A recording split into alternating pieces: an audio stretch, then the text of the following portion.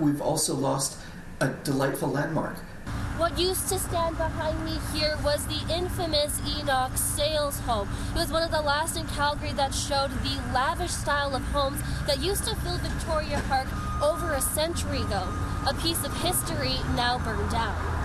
It was that yellow house beside the Saddledome. It stood out from the tall buildings that surrounded it, but it's the history behind it that made it stand out even more.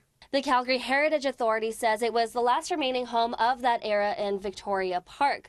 In a statement, they say it represents a period when Victoria Park developed as an upscale and desirable residential neighborhood at the end of the 19th century and earliest years of the 20th century. It was consistent with the neighborhood. Enoch Sales and his family came from Ontario in 1902.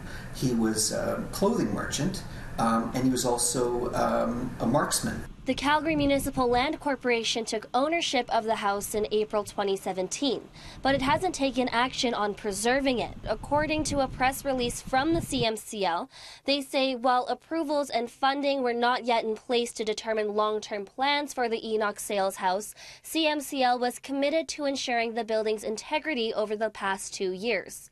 The plans had been acted upon, and there was activity or a restoration and a purpose within the building.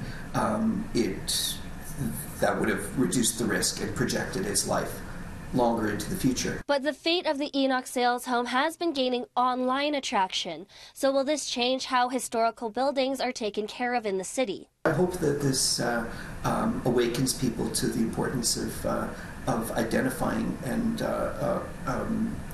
heritage buildings, heritage landmarks, and acting on their preservation. In Calgary, Kristen Fong, City News.